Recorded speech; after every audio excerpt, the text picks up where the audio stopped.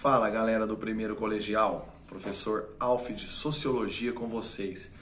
E hoje a gente vai entrar no capítulo 6 para tratar o tema família, que é um dos grandes conceitos, que a gente pode abordar no campo das ciências sociais e estudá-lo como um fenômeno social, uma instituição social.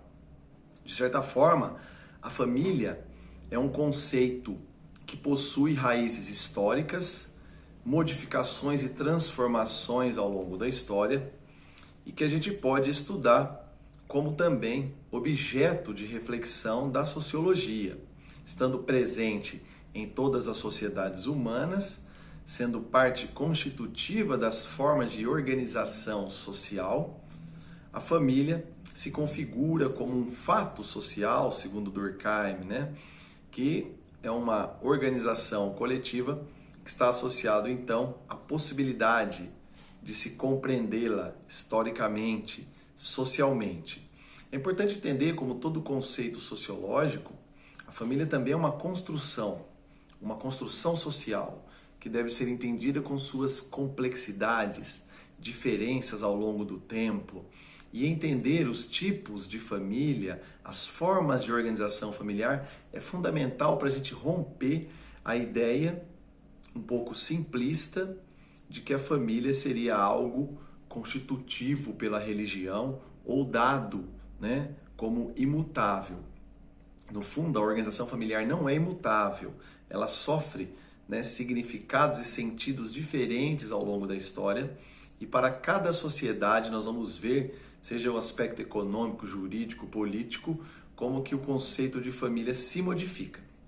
Portanto, qualquer discurso que se volte para a defesa da família, como a gente vê nos dias atuais, esse vocabulário político dirigir-se por alguns grupos, à defesa da família, ela se mostra um tanto quanto inadequada sociologicamente, pois não é capaz de compreender a diversidade, a multiplicidade, a complexidade do que se refere à família. Bom, primeiramente, o que é família, A gente entende como uma definição do conceito, a família é uma espécie de agregação de indivíduos ligados por laços de parentesco ou por laços afetivos. Um agregado, de indivíduos ligados por laços afetivos ou de parentesco constitui, então, o conceito de família.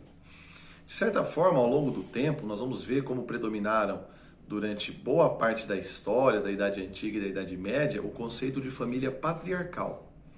A família patriarcal, como o nome diz, chefiada pelo pater, pelo pai, pela figura masculina e paterna, foi configurada, então, a partir do controle social, da organização do poder, da posse dos bens e das pessoas sob a proteção e a figura do pai. Em geral, representado pela figura do homem, da figura masculina, como proprietário de bens, o pater, o pai, era responsável por manter a sobrevivência e determinar o lugar de cada um na família. A família patriarcal, ela não vai, apesar de todas as transformações históricas, desaparecer. Ela continua sob a forma da sociedade moderna no conceito de família nuclear, estruturada em torno da figura do pai, da mãe e dos filhos.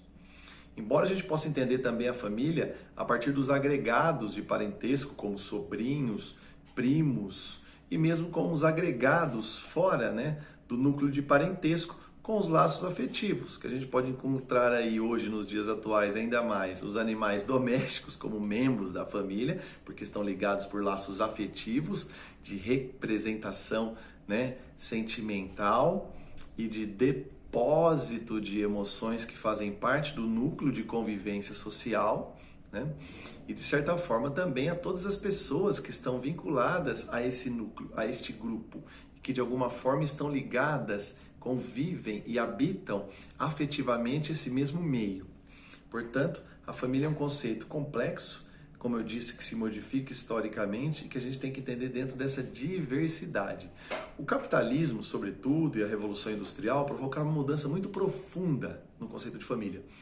Porque com a necessidade de maior inserção na vida econômica e material da sociedade, a necessidade sobretudo de trabalho, de consumo e cada vez mais o aumento da exigência das necessidades de se obter mercadorias e de se obter ascensão e sucesso profissional, a sociedade industrial, a sociedade de massa, a chamada sociedade de produção e consumo, ela exigiu novas formas de organização da família.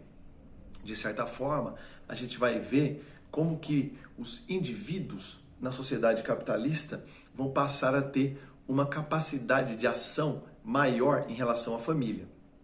Por mais que a família constitua e seja ainda o principal e primeiro núcleo de socialização dos indivíduos, os indivíduos, por meio da autonomia econômica, vão buscar maior autossuficiência e independência em relação à família. É assim que as mulheres começam a sair de casa, a deixar os lares em busca de trabalho para sobreviver economicamente e contribuir com a casa. É assim que os filhos também buscam estudar e por vezes sair de casa, buscando um distanciamento da família como forma também de ascensão social, ascensão profissional e financeira. E a família começa a sofrer, um processo de desagregação, uma maior individualização das formas, de vida. A sociedade dos indivíduos é característica da sociedade industrial e da sociedade pós-moderna marcada, pelo consumismo, pelo narcisismo, pelo individualismo. Isso será estudado por muitos sociólogos contemporâneos, como Norbert Elias, sociólogo alemão que tem um livro chamado A Sociedade dos Indivíduos, que mostra exatamente como o conceito de indivíduo ele se transforma ao longo da história, lembrando que se a gente entende que todo conceito é uma construção histórica, como o conceito de família, o conceito de indivíduo também é uma construção histórica, ou seja, faz parte de um conjunto de abstrações e crenças que os processos históricos alimentam, e configuram. De certa forma, o conceito de indivíduo dentro das famílias tradicionais patriarcais era muito menor nas sociedades tribais, sociedades de clã, porque as necessidades de interdependência eram maiores, no núcleo familiar. E na medida em que a vida financeira se torna mais autossuficiente na sociedade industrial, os indivíduos se desvinculam da família, se desvinculam uns dos outros e buscam sua maior independência, liberdade, autossuficiência, ok? Bom, de certa forma, a gente vai ver também como que com a independência e autonomia da mulher vai crescer a possibilidade de desvinculação da mulher do núcleo familiar, com o aumento do número de divórcios, consequentemente, o surgimento de famílias monoparentais, aquelas chefiadas ou pela mulher ou pelo pai, em geral marcadas pelo divórcio. As famílias monoparentais têm crescido muito no mundo em função exatamente da busca por liberdade, realizações pessoais, e a própria característica da contradição que a sociedade contemporânea apresenta com os indivíduos buscando uma maior possibilidade de satisfação dos seus desejos, satisfações dos seus prazeres que não parece saciar-se mais dentro do ambiente familiar.